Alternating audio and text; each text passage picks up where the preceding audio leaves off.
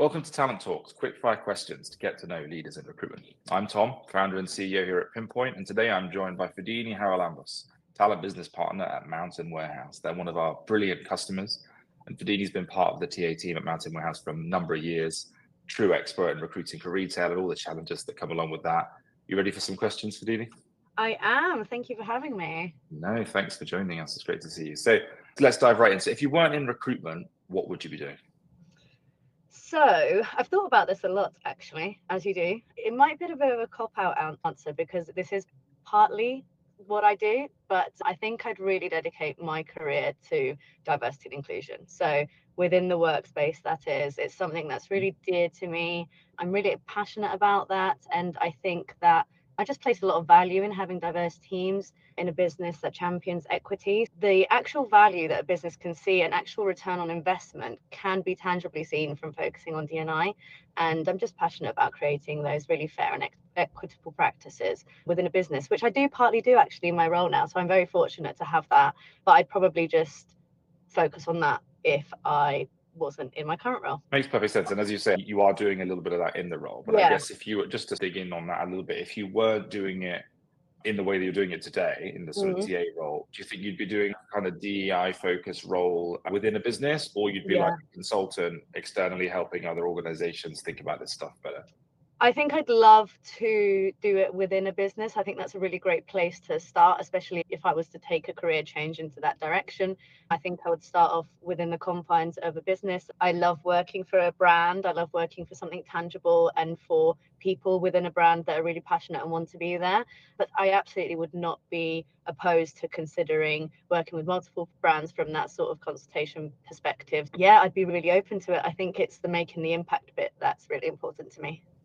Sure. No, believe that and share that perspective quite widely here, I think. So obviously we've talked about the fact that you do a little bit of that in your current role, but I guess give us a bit of a broader picture, like what is the sort of 60-second summary of how you spend your time at Mountain Warehouse?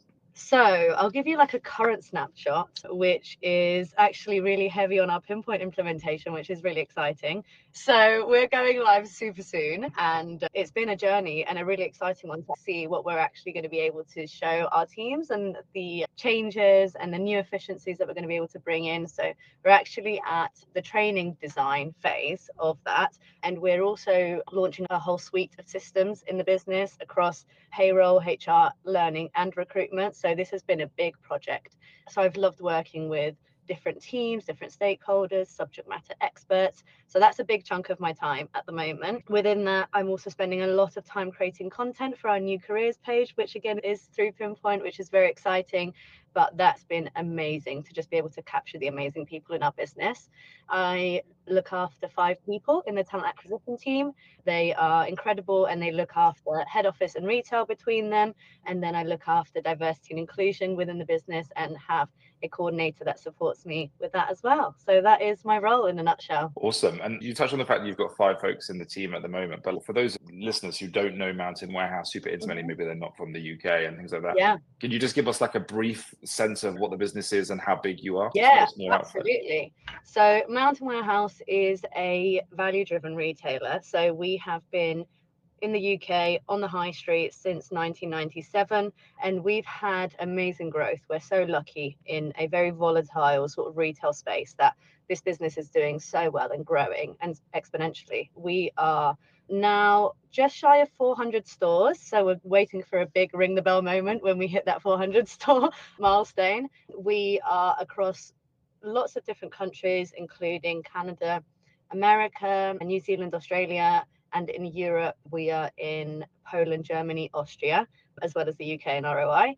And I work in our London Victoria head office, and my team actually spans across all of the business. So we look after between us head office, UK retail, and international retail. Amazing. Great summary. Really helps people just to wrap their head around where your perspective's coming from. So we've talked a bit about the business, and you've talked about being this kind of values-driven retailer, which is awesome. And you also talked a little bit there about some of the work you're doing on the career side to attract folks. What is the biggest thing you guys are doing right now to attract the best candidates and create that kind of amazing candidate experience? I think it goes back to a little bit of what I mentioned before, but we are really lucky to be working for a successful growth retailer. And that is actually something that appears to a lot of the candidates that we speak to quite a bit. So the growth itself just offers so many opportunities and space for development, which is something that candidates engage with from a really early stage in the TA process.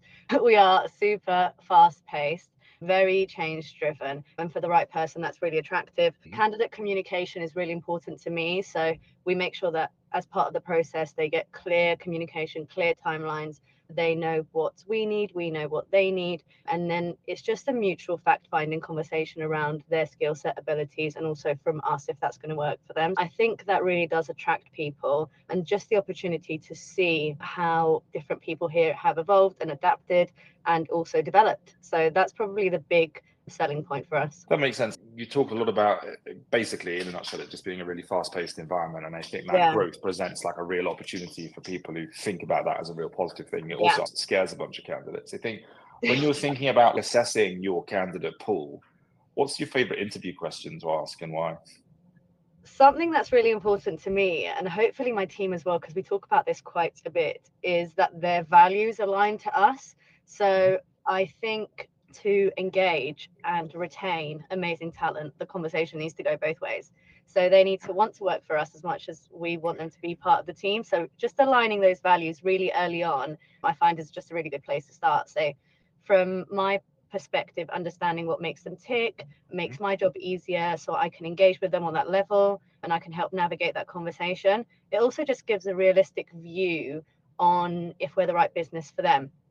So I think honesty is the best policy. I try and create a environment where that can be the case for both our end and the candidate's end, and just getting into that detail from the early stages of the TA journey. Yeah, it really resonates. I think we do that ourselves here in our own recruitment process, right? I join many interviews, or someone at my level joins many interviews. We see our role as trying to convince folks not to join. We lean really heavily into, here's all the bad stuff about working at Pinpoint, and here's the challenge, and here's what you need to know. And if you still want to be here after hearing all of that, we feel like our values are pretty well aligned, because I think we think about what it means to be at Pinpoint much the same way you do about Mountain Warehouse. So to see how you're approaching that.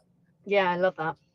Just sprucing it up a bit and chucking a bit of a wildcard question into the, I think I already know the answer to this, or have a sense based on your earlier commentary, but if you're going to go and deliver like a big TED talk next week to a big audience, what topic would you pick? Oh, okay, great.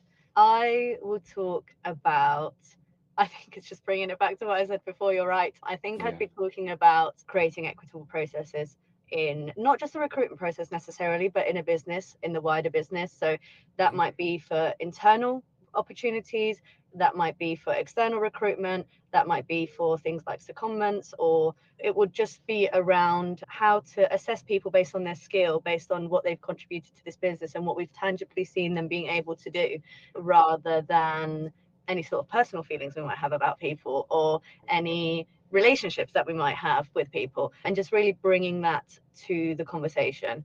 It's just really important for a business to be able to map where their talent actually sits and confidently say, okay, I'm now going to be working on this. Who are the best people in this business to bring and why? And being able to assess it that way. Yeah, look, I love that. And it's remarkable to me even today how few businesses are capable of doing that properly. Yeah, really resonates. Personal relationship really comes into it. And I don't think people realize how much that subjectivity can pierce into these processes without us realizing. Well, it's just that unconscious bias, and it's one of many variables in that mix. And I think it's interesting to think about how that evolves in this sort of shift away from in-person working, where relationships are very easy to forge, away into this kind of distributed remote workforce for many organizations. And is that a net positive because people are much less reliant on relationships and much more on skills, or actually does this problem still kind of pervade because there's still an element of people working together and then they're marginalizing it? Like, it's just really interesting how those two things correlate or don't.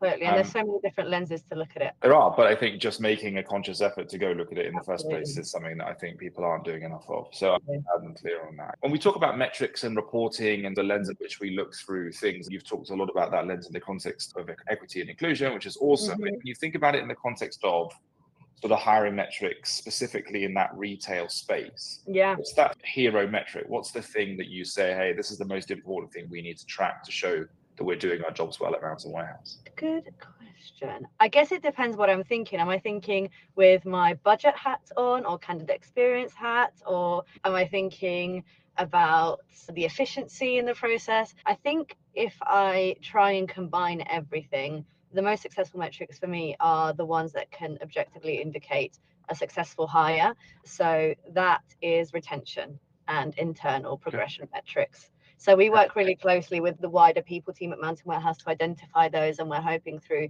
all our new suite of systems, we'll be able to track that a lot more effectively now. But growing talent internally is something that we're really proud of.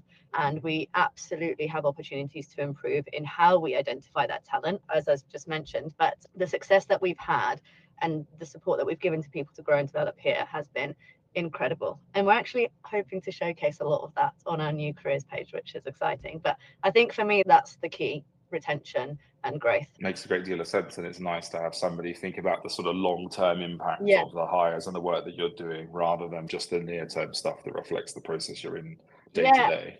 I think you can get a lot out of that information, which can then link into the BAU day-to-day progress and how you are then supporting your teams and having slightly different conversations maybe with candidates, and how to just identify the right people for roles. That makes sense. I often see people rush to first order metrics, for example, time to hire, which is crucially important, but really efficient time to hire and very low retention isn't an outcome to celebrate. So I like that you're focusing on that longer term impact.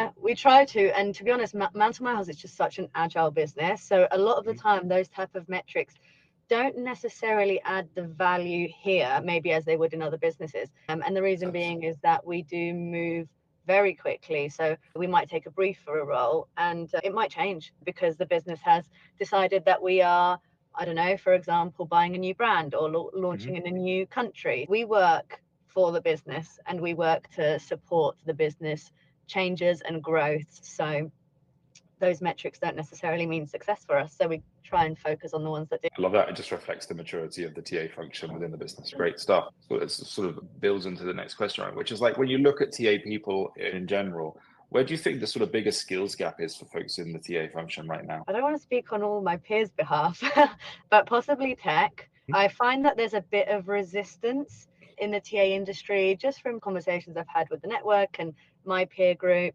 And there are some amazing tech businesses that are emerging in the people space and the TA space more specifically, which would broaden what we're doing exponentially. I think that's maybe where we need to open up our mindset around the possibility of using tech in a effective way within the industry. I tend to agree. Obviously, I come at it from the tech perspective, and I think there's some incredibly smart people in the TA industry. And it frustrates me because they're achieving incredible things, but they're doing it in an inefficient way. And actually, if they were leveraging technology better or leveraging data better, they take the smarts and amplify them massively, but that opportunity is often missed. So I hear you loud. Second wildcard question, and I think it's one that's specific to Mountain Warehouse. But like Mountain Warehouse, again, for those that don't know, it's quite an adventurous brand, right? Yeah. And I'm always interested in, if you were going out and doing some extreme, odd, adventurous endeavor, like climb Mount Everest or whatever, what would you do? Oh, me personally? Yeah, you personally, yeah. Interestingly, I'm planning something at the moment. So my husband's very into the adventures. I join him as much as I can. The next plan is to climb up Snowdon in April. Nice. So I said, what do you want for your birthday? And he said, I want to climb Snowdon. So that's what we're planning at the moment. We're big outdoor people. We love being outside. We don't do anything like Everest. So we're not at that level of extreme. But we have a dog and we just love being outside as much as possible. And the same with all our friends. So that's what we're doing next. So we are planning a stay around Snowdon for a long weekend and then to climb it. Awesome. That's really cool. Yeah, I'm also not a Mount Everest caliber climber, but I've done the 3 peaks, including Snowdon. Oh, nice. And it was awesome. Yeah, it was really good fun. So did you do it in the 24-hour challenge setup? 22 hours and 10 minutes. Brilliant. We took. Yeah. Well done. I underestimated the amount of driving. Did you drive yourselves? We took it in turns, but there was a group of us from work. But it was really good. I have to say, I really enjoyed it. I don't live in the UK, so it was nice to see the sights for me as well. But you were saying your husband's done 3 peaks as well. He did the 3 peaks in 24 hours. He did about 22. Wow, nice. I feel like they cheated now based on what you said, because they had a driver. Oh, that's luxury. We're not posh enough for a driver. They were all sleeping in the minivan because they did it in a group. So they had a minivan and a driver. So that's amazing. Oh, well, So tell not him that I'm more now. hardcore than him. Yeah, Yeah, that's it. I'll let him know. I feel good about myself now. Thank you for that. Awesome. That's really cool. I hope you enjoy that. And I'm sure you're going to do that in full Mountain Warehouse swag. Absolutely. Sort of changing tack. So can't have a conversation these days without talking about AI, rightly or wrongly. What's your take? What do you understand about what's happening in the AI arena in our space right now? How do you think it's impacting the world we all live in? It is crazy because it can be overwhelming. There's an overload of information at the moment with regards to AI, but I do think there's so many opportunities. When it's used correctly and within the right realms, I think it really can open a whole new host of opportunities for businesses. Some of my reservations are around risking that human element to a lot of processes, which can come with overuse, because I think creating and maintaining that great candidate experience should never be affected. But that aside, I think honestly, the scope of AI within TA is really exciting. So from things like talent mapping, internal talent and external talent, which can then generate how we can grow the business, to things like interview scoring, to placing objectivity at all parts of the process, to supporting with resourcing. That's really invaluable for small, lean teams like what we have at Mountain Warehouse. Being able to have that support is amazing. And then just things that we do see now already, but they can be enhanced, like anonymized screening or candidate journey improvements. Honestly, the list can go on. It's just really exciting to see the different opportunities that come. And I am always open to hearing about them and understanding how and why we can use them, and then just making a judgment call from there based on everything else we value in our process, if it's the right solution for us. Yeah, look, I massively agree with you. I think it's interesting to think about that sort of dichotomy between the opportunity presented by AI and some of the reservations around tech adoption that you referenced earlier. But I think if we can get a bit of a meeting of the minds there over the next couple of years, we'll see some huge wins. Yeah, we have to be sensitive about the rollout, but I do think there's huge opportunity there. It'd be great to see how that plays out. Definitely. 10th and final question. We're still arguably close to a new year here, early February 25. What do you think is the biggest challenge facing talent leaders in 2025? There's a lot of moving blocks at the moment, and I do think we're going through a big change curve across talent and people as a whole. Something that is already a huge conversation, and I think is just only going to get bigger and more honed, is going back to creating equitable processes. I think this conversation sometimes can get a little bit left behind, but I just don't think there's going to be space for that anymore. I think it should influence everything that we do in our people processes. We're living in a society where oversharing, criticizing, giving opinions is the norm. So businesses with more old school or archaic practices just will rightly be called out. So I think that's just really important to just focus on, not just for retail, but across the board. And then similarly as before with AI, I think we will get left behind if we don't embrace some of this, and it's becoming more and more prominent. So those two are big for me. And I'm actually loving where they are going in terms of opportunities to bring them into our processes and how we work. Yeah, the market's evolving. Don't get left behind by AI, and don't leave behind important things like DEI whilst we all try and adapt to changing conditions. Makes a lot of sense. Yeah, absolutely. Brilliant. Look, we've done 10 questions. Thank you so much for joining me, Fodini. Really appreciate it. Thank you for having me. Yeah, you can follow Fodini on LinkedIn if you want to stay up to date. We'll put links to her LinkedIn profile and to Mountain Warehouse's swanky new careers site as and when it goes live in the very near future. Go do check out all the work that Fodini and the team have put in there. It's fantastic stuff. Looking forward to seeing that go live soon. And thank you all for listening. If you know anybody that'd be a great fit for Talent Talks, please get them in touch with us and enjoy the day. All the best. Thank you.